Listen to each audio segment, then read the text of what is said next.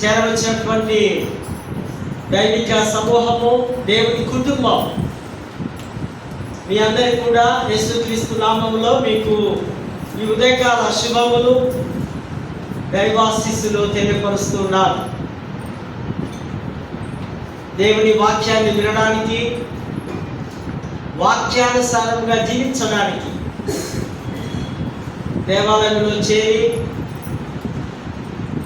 క్రీస్తుతో ఐక్యమైపోయి క్రీస్తులో స్థిరపడి క్రీస్తు వలె బ్రతకడానికి మరి దేవుడు మనం ఎంతగానో గత కాలం నుంచి మరి ఇప్పటిదాకా మనం బ్రతుకుతున్నామంటే కేవలం దేవుని కృప. సజీవులుగా ఉన్నామంటే దేవుడు మనతో ఉన్నాడని, ఆ దేవుడికి మనము కృతజ్ఞతలు చెల్లించాలంటూ దేవాలయంలోనికి చేరవచ్చున్నాం. మరి మహాభాగ్యం నేను ఎప్పటికీ చెప్తూ ఉంటాను. ఈ అవకాశం వాక్యం బోధించడం, వాక్యం వినడం నాకు అనుమతి అనుగ్రహించినటువంటి అధ్యక్ష మండలకు పీఠాధిపతి గారికి, వైస్ చైర్మన్ గారికి, మరియు ఆఫీసర్స్, క్లర్జీ, డిసిసి నాయకులు, అధ్యక్ష మండలకు పెద్దలందరికీ కూడా యేసుక్రీస్తు నామములో వారికి శుభములు, దైవాశీస్సులు ప్రకటిస్తూ జగదేగుట్ట సంఘము, సంఘ నాయకులకు మరొకసారి మా కుటుంబ పక్షముగా వారికి నిండు వందనాలు తెలియపరుస్తూ ఉన్నారు. ప్రతి వారం మనకు స్పెషలే. ప్రతి వారం మనకు మన యొక్క లిటర్జికల్, ఈ యొక్క లిటర్జీ కమిటీ వారు ఒక ప్రత్యేకమైన థీమ్ ఈ వారం కూడా చాలా ప్రాముఖ్యమైనటువంటి అంశాన్ని వారు మనకు ఇచ్చి ఉన్నారు. Mission Sunday, sharing God's pain. Mission ఆదివారం నాడు దేవుని యొక్క బాధను పంచుకోవడం. బాధ అందరం అనుభవించాం. బాధ లేని వారు ఎవరైనా ఉన్నారా? నో. బాధ రెండు రకాలు. శరీరపరమైనటువంటి బాధ, మానసికపరమైన బాధ. పిల్లవాడు పుట్టినప్పటి నుంచి బాధే. వాడు కాస్త పెరిగి పెద్దగా అవుతూ ఉన్నప్పుడు, వాడికి అనారోగ్యం వచ్చినప్పుడు తల్లిదండ్రులుగా ఎంతో బాధ. అనుభవం లేదా? అనుభవం నుంచే మనందరం వచ్చాం కదా. ఏడ్చిన తల్లులు ఉన్నారు, తల్లులు ఉన్నారు. కన్నీరు కార్చి ప్రార్థించి మొరపెట్టిన తల్లులు ఉన్నారు. నా కొడుకు, నా బిడ్డకు స్వస్థత కావాలి. బాధ, శరీరానికి బాధ వస్తే, శరీరానికి గాయమైతే, శరీరానికి నొప్పి వస్తే కొంతకాలమే. హృదయానికి, మనస్సుకు బాధ వస్తే అది చిరకాలము. ఎవరైనా ఒక మాట అన్నారనుకోండి, కొన్నిసార్లు ఈ స్తుతించే నోరు, ప్రార్థించే నోరు, వాక్యం చెప్పే నోరు ఏమవుతుంది? దేవుడు ఇచ్చినటువంటి గుణలాగా ఇచ్చిన ఈ నోరు కొన్నిసార్లు వేరే త్రోవలోనికి వెళ్ళిపోయి వేరే మాటలు పలకడం. నేను అనుకుంటా, రెండు కళ్ళు రెండు చెవులు దేవుడు ఎట్టిచ్చినాడో నోరు కూడా రెండిస్తే ఒకటి దేవుడికి, మరొకరికి వాడేవాళ్ళమేమో. కానీ దేవుడు అట్లా చేయలేదు. వదిలిపోవాలి. దేవుణ్ణి ఈ నోటితో స్తుతిస్తాం.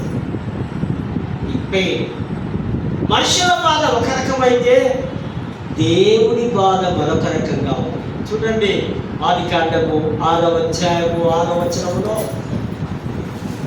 నన్నుని కలగజేసిన ఆ యొక్క స్థితిని, విధానం బట్టి దేవుడు హృదయంలో సంతాపము నుండి నోచుకోలేడు. చదువుతారా? భూమి మీద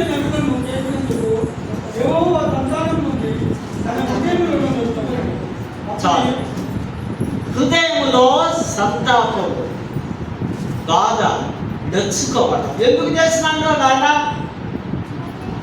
ఒకప్పుడేమో సృష్టి బాగుంది, సృష్టిలో మనుషులు బాగున్నారు, సృష్టి అంతా అందంగా ఉంది అన్న ఈ దేవుడు సంతాపము చెందుతూ నొచ్చుకుంటూ, కారణం దేవుడి యొక్క ఆజ్ఞను, దేవుని మాటను, దేవుని ధిక్కరించి దేవునికి ఎదురీత వీధి మానవుడు కొని పాపము తెచ్చుకోవాలి. దేవుడు ఎంతో బాధపడ్డాడు. ఈ బాధ మిషన్ ఆఫ్ ఫాదర్ పెయిన్ ఆదికాండం 9:9 మనం చూసాం. మిషన్ ఆఫ్ సన్ పెయిన్, కుమారుడైనటువంటి యేసు కూడా బాధపడ్డాడు. అపోస్తల కార్యం 9వ అధ్యాయంలో మన పత్రికలు పాటించడం. అప్పుడు సౌలా సౌలా నన్నెందుకు హింసిస్తున్నావు? యెరూషలేములో క్రైస్తవులను ఆయన హింసిస్తూ ఉంటే దర్శనములో యేసు అంటున్నాడు, నా బిడ్డలను హింసించావు, నీవు నన్ను హింసించినట్టు. బాగుంటున్నాడు.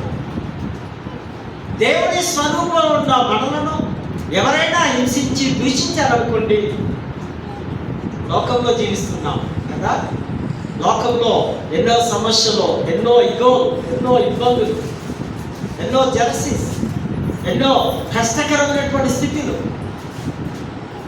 అవన్నిటినీ ప్రభు చూసి అంటాడు, నా బిడ్డలను హింసిస్తే నన్ను హింసించినట్లే. Mission of Holy Spirit pain, పరిశుద్ధాత్మ దేవుని దుఃఖపరచదు. ఆయన కూడా బాధపడదు. బాధ షేరింగ్ చేసుకోవాలి, పంచుకోవాలి దేవుడి బాధ. దీనిలో ఈ యొక్క అద్భుతమైనటువంటి ఈ యొక్క అంశాన్ని, వాక్యాన్ని దేవుడు మనకి ఇచ్చుంటాడు. మిషన్ అంటే ప్రేషితోద్యమం. గ్రీక్ భాషలో మిస్సోడై. నేను చెప్తున్నప్పుడు బాగా వినాలి. కారణం ఏంటంటే క్వాలిఫైడ్ థియాలజీ చదివిన అయ్యగారు వస్తే, ఇంకా రాబోయే దినాల్లో ఎంటీహెచ్ చదివిన అయ్యగారు కూడా మన దగ్గరికి రావచ్చు లేదు. ఇంకా బాగా హీబ్రూ అండ్ గ్రీకు చెప్పగలరు. విని నేర్చుకొని హృదయంలో వాక్యాన్ని భద్రపరచుకోవాలి. నేను ఎక్కువగా గ్రీకు, హీబ్రూ వర్డ్స్ కూడా యూజ్ చేస్తాను. మిస్సోడై అంటే టు సెండ్, పంపడం. ఎక్కడికి పంపాలి? Universal missionary. ఎవరున్నారు చెప్పగలరా? ప్రపంచ సర్వ సృష్టికి ఒక మిషనరీ వచ్చున్నాడు ఆయన. చూడండి, గలతీ 4:4 చదవండి. కాలము పరిపూర్ణమైనప్పుడు దేవుడు తన కుమారుని లోకములోనికి పంపే. దేవుడు తన కుమారుడైన యేసుని లోకానికి పంపడం.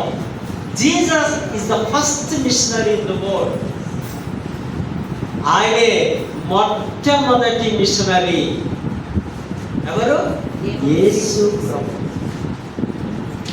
మిషన్ అంటే ఒక పని, దేవుని పని కొరకు, దేవుని కార్యం కొరకు, దేవుని పనులను కొనసాగించే ప్రక్రియ, ఒక పని. యేసుక్రీస్తు వారికి ఒక పని వచ్చింది. ఆయన లోకంలో వచ్చి 3.5 సంవత్సరాలు ఉండి, 3.5 సంవత్సరములు సేవ, 33 సంవత్సరములు జీవించి ఆయన తిరిగి ఆయన స్థానంలోకి వెళ్ళిపోయాడు. ఆయన వెళుతూ మనకందరికీ ఒక వాగ్దానం చేసి వెళ్ళాడు. ఎట్లది? నేనుండి చోటికి మనమందరం జగగిరి గుట్టలో ప్రస్తుతం ఉన్నాం. తిరిగి అక్కడ యేసుతో కలుసుకోవాలి. అది క్రైస్తవ జీవితం. యూనివర్సల్ మిషనరీ గురించి తెలుసు.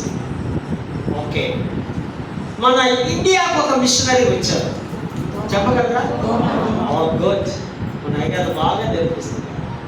రోమా శకం 52వ సంవత్సరంలో కేరళ ప్రాంతం, తమిళనాడు ప్రాంతం, అక్కడ బ్రాహ్మణులు, అసలు మొదటి ఇండియాలో క్రైస్తవులు ఎవరో తెలుసా? బ్రాహ్మణ్స్. మనం కాదు, మనకు పుడి లేక మన తాతల గర్భం దగ్గర పోయి క్రైస్తవులుగా మార్చబడ్డారు. స్కాలర్స్, మేధావులు లేదా జ్ఞానం కలిగిన బ్రాహ్మణులు బాప్తిజం ఇచ్చి వాటిని మాస్టర్ చేసి 7 ఫ్యామిలీస్ వారు మార్చబడడానికి గల కారణం తోమాలో ఉన్నటువంటి హోలీ స్పిరిట్. పేతురు కూడా ఫస్ట్ ఒక మెసేజ్ ఇస్తే ఎంతమంది మారారంట? ఎంత? 3,000 మంది. నేను మొత్తంతా ప్రసంగం చేసిన ఒక్కరు మారదు. కాదే చెప్తారా? No holy spirit. పరిశుద్ధాత్మ శక్తి లోపించడం. పరిశుద్ధాత్మ శక్తి ఎవరు ఎప్పుడు పొందుకుంటారో వారు సువార్త చెప్తే వెంటనే ప్రభువును అంగీకరించాలి. ఈ మిషనరీ మన దేశానికి వచ్చి సేవ చేసి ఆ మద్రాసు ప్రాంతంలో, బహుశా మీరందరూ వెళ్ళి ఉంటారేమో, మద్రాసు మైలాపూర్ ప్రాంతంలో రోమన్ క్యాథలిక్స్ వారితో మా గారికి ఒక గొప్ప చర్చి, ఆయన స్టాచ్యూ అవన్నీ ఉన్నాయి కొండ మీద, ఆయన చనిపోయిన ప్లేస్. మౌంట్ థామస్ స్ట్రీట్ అని కూడా పేరు ఇప్పటికీ. ఎప్పటి మాట ఇది? 2000 సంవత్సరాల కిందటి మాట. ఇప్పటికీ మద్రాసులో ఆ స్ట్రీట్ నిజదేవుడు సత్యదేవుడైన యేసు గురించి. తర్వాత చాలా సంవత్సరాలు బ్రేక్ జర్నీ, అడపా స్వార్థం ఉంది. కానీ మళ్ళీ 14th సెంచరీలో రోమన్ క్యాథలిక్స్ 14, 15, 16 పోర్చుగీస్ వారు వ్యాపార నిమిత్తం వచ్చి స్వార్థను ప్రకటించి బాగా పాపులర్ అయినటువంటి సంవత్సరాలు 17th సెంచరీలో విలియం కేరీ వారు తన స్నేహితులు వారు వచ్చి ప్రింటింగ్ ప్రెస్ కానివ్వండి, బ్యాంక్, స్కూల్స్, హాస్పిటల్స్, అనేక రకమైనటువంటి గొప్ప సేవ. దాని యొక్క వారి యొక్క చెల్లెలు కూడా వచ్చిందట. ఎలీబీ అనేవారు ఈ ఇంగ్లాండ్ దేశం నుంచి. తర్వాత Methodist missionaries, Lutheran missionaries, Baptist missionaries, Anglican missionaries, ఇంచుమించు 400 years నుంచి ఈ జర్నీ మన దేశంలో కొనసాగుతుంది. మన సంఖ్య ఎంత పర్సెంట్ చెప్పగలరా? టుడే 4% ఓన్లీ అని చెప్పాలి. ఏంటది? ఓన్లీ 4%. 96%. మనమంతా గట్టివా సామాన్యంగా తప్పదే. ఈ విధంగా ఈ మిషనరీస్ అంతా రావడం,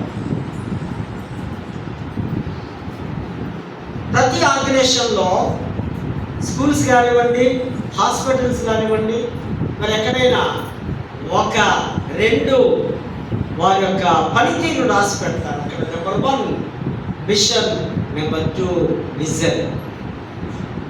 మన అధ్యక్ష మన డాసిస్ ఆఫీస్కి వెళ్తే హాల్లోనే మనకు పెద్ద బోర్డు, అక్కడ మిషను విజన్ అని రాస్తారు. నేను మొదటిగా ఇంగ్లీష్లో చదువుతాను, తర్వాత దాని తెలుగులో కూడా చదువుతాం. స్టేట్మెంట్ చూద్దాం. The Church of South India affirms that the church is the servant of God to carry on the mission rooted in Jesus based on the scriptures. The church through her mission expresses solidarity with the broken communities for a new hope to face the challenges of life.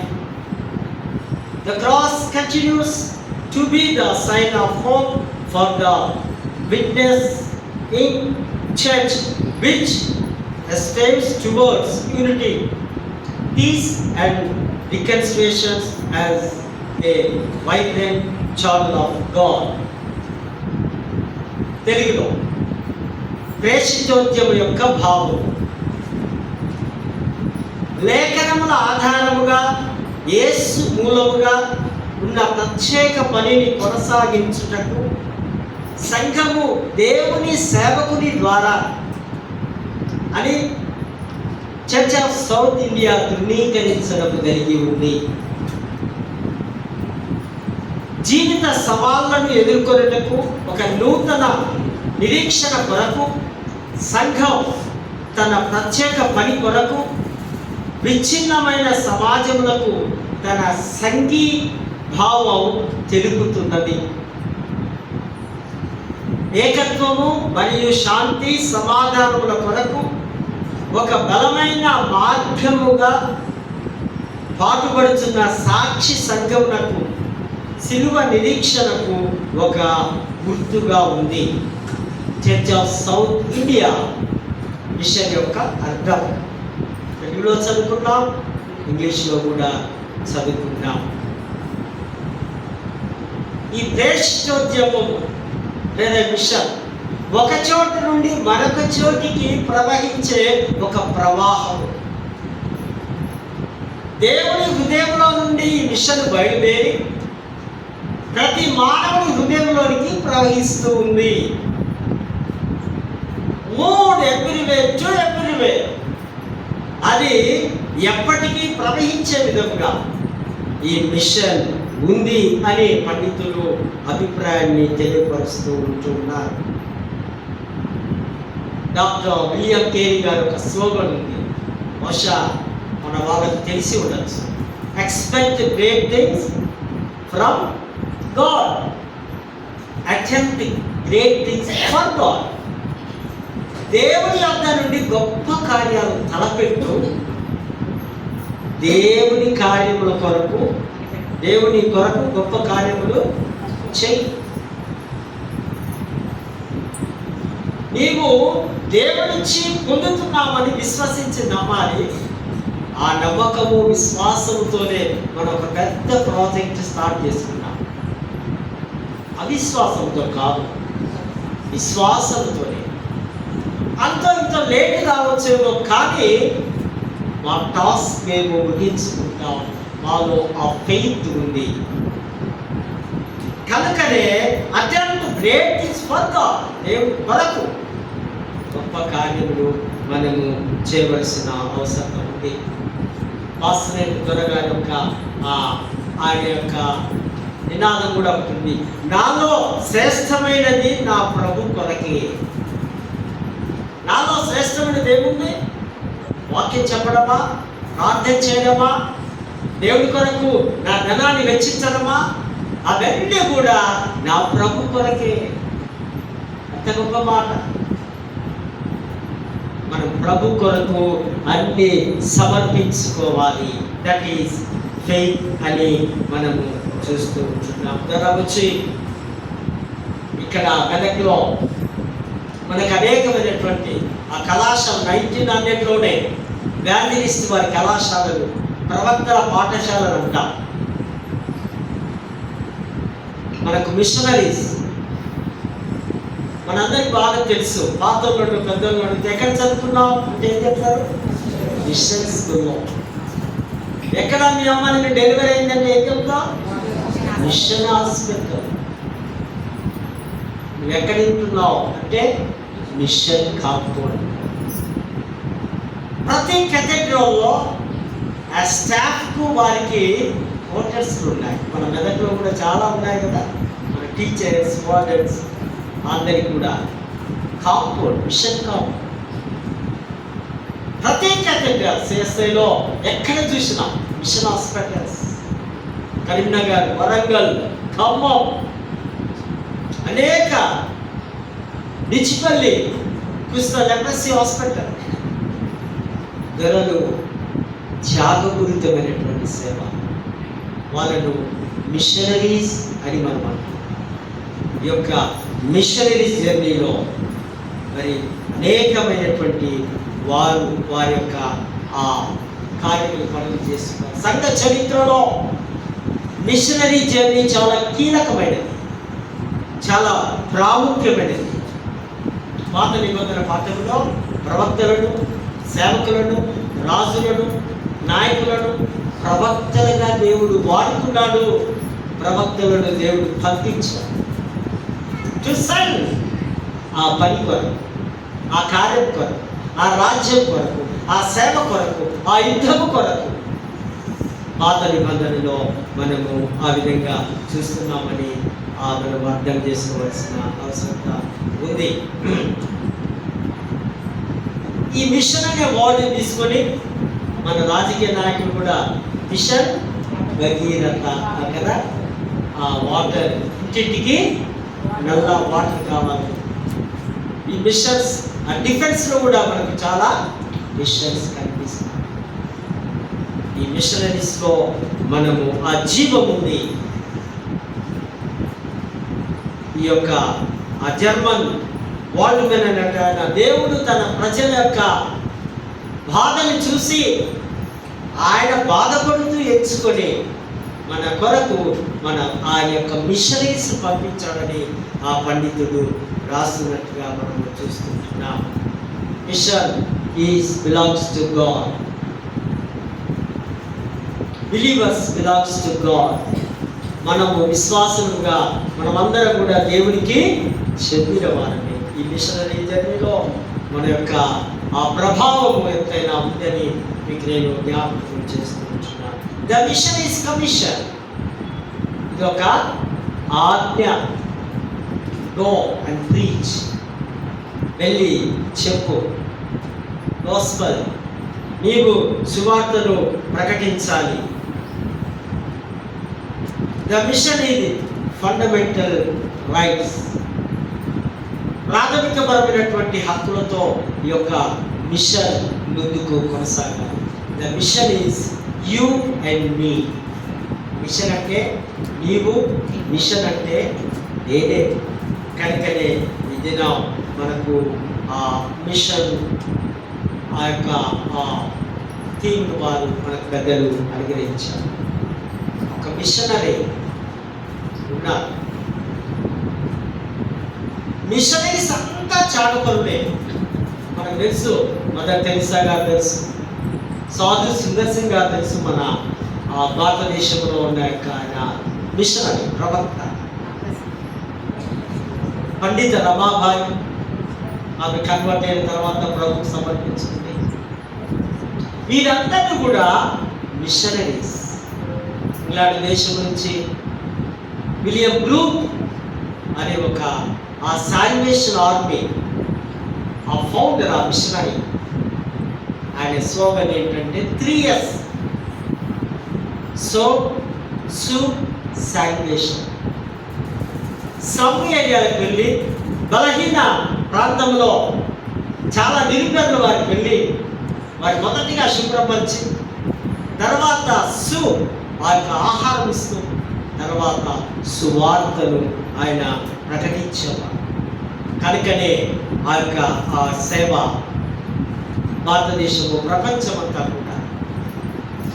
నేను ఈ మధ్య ఒక పుస్తకంలో చదివాను. ఒక machinery Africa దేశానికి వెళ్ళి కుష్ఠరోగుల మధ్య సేవ చేస్తున్నాడు. ఆయన చాలా సంవత్సరాల తర్వాత చాలా బాగున్న వాళ్ళందరినీ కూడా రాగానే my dear brothers and sisters అని సంతోషంగా పలకరించేవారు.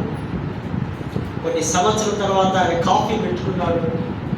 కాఫీ తాగుదామని ఇట్లా చేస్తున్నప్పుడు చేతుల మీద కాళ్ళ మీద పడిపోయింది.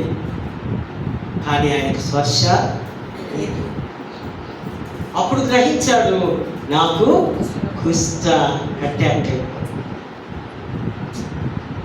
తర్వాత ఆయన సండే ఆరాధనకు వచ్చి my dear co brothers and sisters, ఇదిగో నేను మీ వాడను, మీ జబ్బునే, మీ లెప్రసీనే నేను కూడా పొందుకున్నాను. చాలా మంది బాధపడ్డారట, అయ్యా కూడా ఇట్లా వచ్చిందారు. ఆయన అన్నాడట, అది శరీరానికి వచ్చింది కానీ నా మనసుకు. నేను సేవకు సమర్పించుకొని కొంతకాలానికి అక్కడే ఆయన ఇచ్చారు. Missionary means sacrifice. సేవ కొరకు ప్రాణం పెట్టడానికి కూడా ఎటువంటి రోగాలకైనా సిద్ధపడేవారి మిషనరీస్. ఆ విధంగా ప్రపంచమంతా క్రీస్తు ప్రేమను ప్రకటించింది. క్రీస్తు కొరకు చనిపోవడం సులభమే, కానీ బ్రతకడం కష్టం. బ్రతుకుతారా క్రీస్తు కొరకు? క్రీస్తు కొరకు బ్రతకాలంటే ఆషామాష పని. ఫిలిప్పీ 1:21 ఏం చెప్తున్నాడు పౌలు? నా మట్టుకైతే చావైతే. మనం బ్రతుకుతున్నామంటే ఎవరి కొరకు బ్రతకాలి? బ్రతుకుతున్నావా? క్రీస్తు బ్రతుకు, క్రీస్తు జీవం, క్రీస్తు ప్రాణం, క్రీస్తు త్యాగం. ఆయన గెస్సమైన తోటలో శిలువకు మరణానికి వెల్కం చెప్పాడు. ఆయన నా ముందు నా మరణం కనిపిస్తూ ఉంది, అయినప్పటికీ కూడా ఆయన నీ చిత్తమే. నాదేమి వాక్యం ఇచ్చినటువంటి ఏమైనా వాడ తీర్మానం చేసుకోవాలి. ఆ కొద్దిసేపే ఆ 40-50 1 అవర్ బాగా విని బయటకు వెళ్ళి అది మర్చిపోవడం కాదు. కమిట్మెంట్ వన్స్, ఒక్కసారి చేస్తే తిరిగి చూడదు. బ్రతుకుతున్నామంటే ప్రభు కొరకే బ్రతకాలి. అది మిషనరీ. లేఖన భాగాల్లో చూస్తే ప్రవక్త దేవుని ఉన్నతమైనటువంటి స్థితిని చూస్తూ ఉన్నాడు. యెరూషలేము దేవాలయంలోకి వెళ్ళిన ఈ ప్రవక్త ఆ దర్శనం, ప్రవక్తకు దర్శనం వస్తుంది.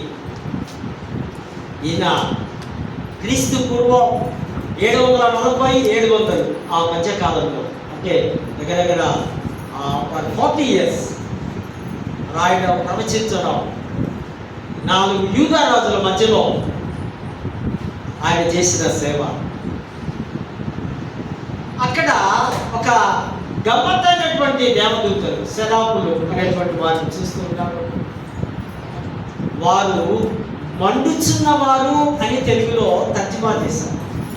వారి పేరు దేవదూతలాగా ఉన్నారు. వారట ప్రతినిత్యము పరిశుద్ధుడు పరిశుద్ధుడు పరిశుద్ధుడు. దేవుడి దగ్గరికి వెళ్ళిన మనము కూడా ప్రకటన గ్రంథంలో కూడా చూస్తాం కదా, సాష్టాంగపడుతూ ఎప్పుడూ నిత్యము దేవుడికి స్తోత్రములు స్తుతులు చెల్లించాలి. అదే పని, వేరే మ్యాటర్ లేదు అక్కడ. ఇక్కడైతే మనకి ఎన్నో మ్యాటర్లు ఉంటాయి. లేచినప్పటి నుంచి పడుకునేదాకా దేవుని స్తుతిస్తూ ఉంటే ఈయన ఆశ్చర్యంగా చూస్తున్నాడు. ఈయన అంటున్నాడు, అయ్యో నేను అపవిత్రమైన నా నోరు, నా పెదవులు. లాస్ట్ వీక్ చదువుకున్నాం, యేసు ప్రభు పెదవుల మీద దయారసం. ఈ ప్రవక్త ఈడి పెదవులు ఏముంది? అపవిత్రత ఉంది, పాపం ఉంది. నేను యోగ్యుడను కాను, నేను దేవుని సన్నిధానంలో కూర్చొని ఆయన గణపరచడానికి నాకు అర్హత లేదు అంటూ పశ్చాత్తాపడుతూ తన స్థితిని ఆయన గుర్తిస్తూ ఉన్నప్పుడు దేవుడు చూసి ఒక నిప్పును పట్టుకొని అతని యొక్క అపవిత్రమైనటువంటి దేవుని పరిశుద్ధ వెలుగులో తన నోటిని పవిత్రపరచడానికి దేవునికి ఇష్టమై మన పెదవులు కూడా కాలవడానికి ప్రభువా నా పెదవులను కాల్చు, విస్తారంగా మాట్లాడుతున్నా, ఆయాసకరమైనటువంటి పనులు నేను చేస్తున్నా, నా పెదవులను నన్ను శుద్ధి చేయడం ప్రార్థించుకో. పశ్చాత్తాపడితే వెంటనే ఆ నిప్పు పెదవులు కాల్చినప్పుడు ఆయన పరిశుద్ధుడైనట్టుగా మనము అక్కడ 5వ వచనంలో చూస్తుంటున్నాం. 8వ వచనంలో ఎవరిని పంపుదు, నా పేరే తెలియని ప్రజలు ఎందరో ఉన్నారు, నా ప్రేమను వారికి ప్రకటింప కొందరే ఉన్నారు. ఎవరైనా మీలో ఒకరైనా వెళతారా, నా ప్రేమను చెబుతారా, వెళతారా, నా ప్రేమను చెబుతారా. ప్రభు పిలుస్తున్నా. ఎవరు వెళ్తారు? ప్రవక్త అంటున్నాడు, I am sure O Lord, ఇక్కడ ఉందా, నేను వెళ్తాను, నీ సేవ చేయడానికి నేను వెళ్తాను, నీ భారమైనటువంటి ఆ సిలువను ఎత్తుకొని నేను ముందుకు కొనసాగుతానని ప్రవక్త ఇక్కడ సిద్ధపడుతూ మాట్లాడుతున్నాడు. 9వ వచనంలో చూస్తే మీరు నిత్యము వినిచుందురు కానీ గ్రహింపరు. డోంట్ వరీ, ఇవి మీ కొరకు కాదు. ఈ మాట ఎవరి కొరకు? ప్రవక్త ఎవరి కొరకు రాస్తున్నాడు? ఇజ్రాయేల్ ప్రజలు. ఎప్పుడు రాస్తున్నాడు అయినా? క్రీస్తు పూర్వం 740-700 కాలంలో. మనకి ఇన్స్ట్రక్షన్స్ లేవు, మనకి గద్దెంపులు లేవు, మనదంతా ప్రేమ, మనదంతా క్రీస్తు రక్తంలో కడగబడ్డాం కనుక జస్ట్ ఆయన నమ్ముకుంటే చాలు. ఎక్కడికి పోతాం? కేవలం నమ్ముకొనిన పరలోక రాజ్యము మనకు అప్పును. సింపుల్. అంత బాగా చక్కగా దేవుని ప్రేమ ఇదిగో అని భక్తుడు రాసిన పాటలో. కనుక పాత నిబంధనలో అంతా పాత దేవుడి యొక్క కోపం, ఉగ్రత అదంతా ఉంది, మనకు వర్తించదు. కానీ మనం తెలుసుకోవాలి దేవుడి యొక్క శక్తి మనసు ఏంటో. మీరు వింటారట, ప్రతినిత్యం వింటారు కానీ గ్రహింపరు. మనం కూడా బాగా వింటాం, వాక్యాన్ని బోధిస్తాం, వాక్యానుసారంగా బ్రతకాలనుకుంటాం, అంతా మంచి చేద్దాం అనుకుంటాం, కానీ ఫెయిల్ అవుతాం. నెక్స్ట్ అంటున్నాడు, నిత్యము చూస్తున్నారు కానీ తెలుసుకోగలరు. చూస్తున్నారు వాక్యాన్ని, వాక్యం ద్వారా జీవించాలని అనుకుంటున్నారు కానీ బ్రతకలేని ఆ పరిస్థితుల్లో మనం ఉంటాం. ప్రవక్తలు పాత నిబంధన గ్రంథంలో వారికి 2 పేర్లు ఇవ్వబడ్డాయి. ప్రాముఖ్యంగా మొదటి పేరు ఇక్కడ మనం చూస్తే రోయో, ఇంగ్లీష్లో సీల్ అంటారు. రోయో అనే మాటకు దీర్ఘదర్శి అని అర్థం, లేదా దైవజనుడు అని అర్థం. ఈ దీర్ఘదర్శి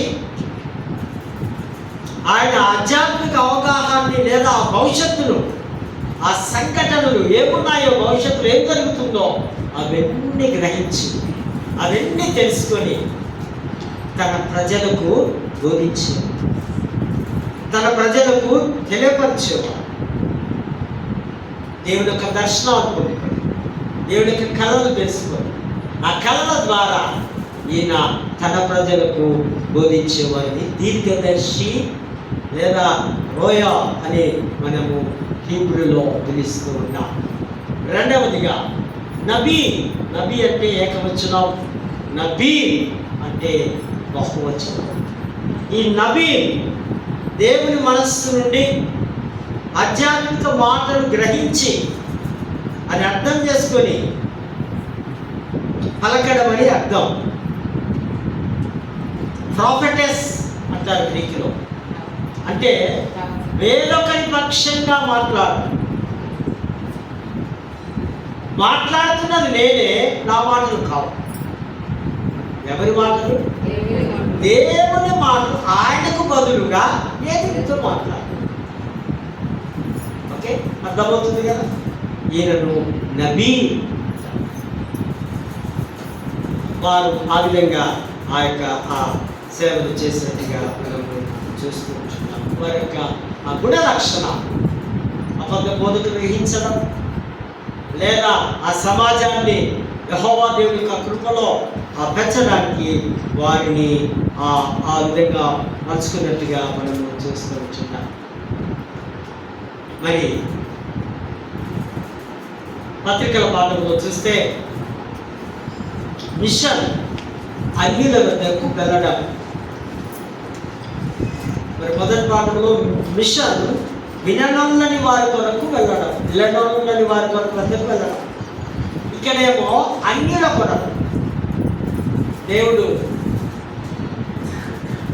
సౌలుగా ఉన్న పేరును పౌలుగా మార్చి అన్యుల దగ్గరికి సేవకు, శత్రువుల దగ్గరికి సేవకు పంపడానికి ఏర్పరచుకున్నాడు. ఈయన పరిసయుడు చాలా నిష్ట కలిగినవాడు. ఎంత పరిసయుడు ఎంత నిష్ట అంటే, మనకు ఒకసారి ఆ శిష్యులు చాలా ఆకలిగా ఉండి అట్టడే భోంచేస్తే వీళ్ళు ఒప్పుకొని, వీళ్ళు శుద్ధి చేసుకోరా, చేతులు కడిగి ఆహారం తినరా. కనుక మనం కూడా గ్రామాల్లో మన చుట్టాలు ఎవరైనా వస్తే మనం బకెట్లో కాళ్ళు చేతులు కడుక్కొని రండి. ఈ ఆచారము ఎప్పటి నుంచో వేల సంవత్సరాల నుంచి మనం వస్తుంది. త్రూ బైబిల్ అన్నీ కూడా బైబిల్ నుంచే వస్తున్నాయి. వీరు చాలా నిష్ట కలిగిన యూదులు. ప్రాముఖ్యంగా ప్రపంచంలో మనకు 3 మతాలు కనిపిస్తాయి. 3 మతాలు: యూదా మతము, ముస్లిం మతము, క్రైస్తవ. ఈ ముగ్గురిని ఒకే సిస్టమ్. దాన్ని ఏమంటున్నాం అంటే monotheism, believe in only one God. మోనోథిజంలో ఏముంది? బిలీవ్ ఓన్లీ వన్ గాడ్, ఒకే దేవుడు, ముగ్గురు. యూదులు ఏమంటారు? వాళ్ళ దేవుడు ఏమంటున్నారు? నేను తప్ప వేరొక దేవుడు నీకు. యుదాయిజం, వాళ్ళు యేసుక్రీస్తును ఒప్పుకోరు. ముస్లింలు ఏమంటున్నారు? అల్లాహ్ ఒక్కడే దేవుడు. క్రైస్తవులు కూడా క్రీస్తు మాత్రమే తండ్రి, కుమార, పరిశుద్ధాత్మ దేవుడు. భిన్నత్వంలో ఏకత్వం, ఏకత్వంలో భిన్నత్వం. ముగ్గురుగా ఉన్నారు కానీ ముగ్గురు ఒకటే. Believe in only one God. Okay, వీళ్ళనేమన్నా మోనోథిజం. ఇప్పుడు నేర్చుకోండి. ఓకే, నెంబర్ 2 ఒకటి ఉంది, పాలిథిజం, బహుదేవత ఆరాధన. పాలిథిజంలో మనం చూస్తాం బహుదేవత ఆరాధన. బిలీవ్ ఇన్ మల్టిఫైడ్ డైటీస్, అనేక దేవుళ్ళు దేవతలు కలిగి ఉండడం. ఒకరే కాదు, అన్ని దేవుళ్ళు కావాలి. ఏదో ఒక దేవుడు మమ్మలను ఆశీర్వదిస్తారు అనేవారు కూడా ఉన్నారేమో. వారు మీకు మనకి ఎగ్జాంపుల్ బాగా తెలుసు కదా, మన దేశమే. ప్రకృతిలో ఏది కనిపిస్తే అదే. తర్వాత రోమ్, ఐగుప్తు కదా, చైనా, ఇంకా అనేక దేశాల్లో ఈ యొక్క బహుదేవత ఆరాధనలు మనం చూస్తాం. మరి 3వదిగా మోనార్కరిజం. సున్నావాడైన న్యూటస్ అనేటువంటి ఒక వేదాంతి ఒక వ్యక్తి నాటకంలో 3 వేషాలు వేసినట్టు దేవుడు ముగ్గురిగా ఉన్నాడు, కానీ దేవుడు మాత్రం ఒకటే. Trinity God. ఈయన ఒకే దేవుడు. ఆయనే యేసుక్రీస్తు, కుమారుడైన దేవుడు, తండ్రి అయిన దేవుడు, పరిశుద్ధాత్ముడైన దేవుడు అని ఈయన చెప్పినట్టుగా మనం చూస్తూ ఉంటున్నాం. మరి తర్వాత సౌలును దర్శించి అననీయ అనేటువంటి భక్తుల దగ్గరికి ఆ సౌలు పౌలుగా మారకముందు యెరూషలేములో మరి చాలా క్రైస్తవులు హింసలు పెట్టేవాడు. దేవుడు చూసే నేను అతన్ని వాడుకుంటున్నా, రాజుల వద్దకు అన్ని వద్దకు పంపించిన సాధనముగా అననీయ అనే భక్తుల దగ్గరికి అననీయ వెళ్ళి ప్రార్థన చేయండి. అననీయ అంటాడు, అయ్యా యెరూషలేములో మన వాళ్ళందరినీ హింసించిన దుర్మార్గుడు కదా అంటే నువ్వు వెళ్ళు. ఎస్, వెళ్ళు అనగానే వెళ్ళిపోయాడు. మళ్ళీ మాట్లాడి తర్వాత ఆయన ఒక గొప్ప మిషనరీగా 3 మిషనరీ జర్నీలు ఉన్నాయి పౌలుకు. యేసు ప్రభు తర్వాత గొప్ప సేవ చేసిన రికార్డెడ్ ఈ శిష్యులు కాదు. సౌలు అన్నాడు. ఇప్పుడు ఎవరు? సౌలు కాదు, పౌలు. సౌలు పాత పేరు, పౌలుగా మన రికార్డెడ్ పౌలే. ఓకే, ఈ విధంగా గొప్ప మిషనరీగా మనం చూస్తున్నాం. మరి స్వార్థ పాఠంలో కూడా సర్వసృష్టికి వెళ్ళడమే మిషన్. 70 మందిని పిలుచుకొని ఇద్దరిద్దరిగా వెళ్ళండి. ఎట్లా వెళ్తారు మీరు? With empty hands, know anything, ఏం లేవు, నథింగ్. ఎంప్టీగా వెళ్ళాలి. చెప్పులు లేవు, దుస్తులు లేవు, ఫుడ్ లేదు, కర్ర లేదు, వెళ్ళండి. దాని అర్థం ఏంటంటే నా మీదనే నువ్వు ఆధారపడు. నీకు ఆకలేస్తుందా? ఆకలేస్తుందంటే ఎక్కడో అన్నం ఉంటుంది కదా. ఆకలి అవుతుందంటే అన్నాన్ని కూడా దేవుడు పెట్టి ఉన్నాడు కనుక మీరు వెళ్ళండి. వెళ్ళి ఏ ఇంట్లో అయితే ప్రార్థన చేస్తారో, ఏ ఇంటి వారైతే మిమ్మల్ని చేర్చుకుంటారో వారికి మీరు ఆశీర్వాదములు, శుభములు చెప్పి ఆ ఇంటి వాళ్ళు ఎవరైనా రోగులు ఉంటే స్వస్థత పరచండి. ఆ పవర్ దేవుడు వారికి ఇచ్చారు. అందుకే మన గురువులు మన హౌస్ విజిటింగ్ ఇళ్ళకి ఎప్పుడు ప్రార్థన చేస్తారు. వాళ్ళు కూడా అయ్యగారు ప్రార్థన చేయండి అంట. ఎందుకు? ప్రార్థన చేస్తే మాకు దీవెనలు, రోగములు పోతాయి, ఎన్ని పోతాయి. నీవు యేసు నామములో చేస్తున్నావు కనుక మాకు అదే కావాలి. మేము వట్టి చేతులతో నీవు వెళ్ళాలి. మళ్ళీ అంటున్నాడు ఇక్కడ ఒక అద్భుతమైన మాట. ఏం మాట అది? తోడేళ్ల మధ్యలోనికి మిమ్మల్ని నేను పంపిస్తాను. తోడేళ్ళు చూస్తుంది ఎప్పుడైనా? క్రూర జంతువు. సమాజంలో, సంఘంలో ఎవరుంటారట?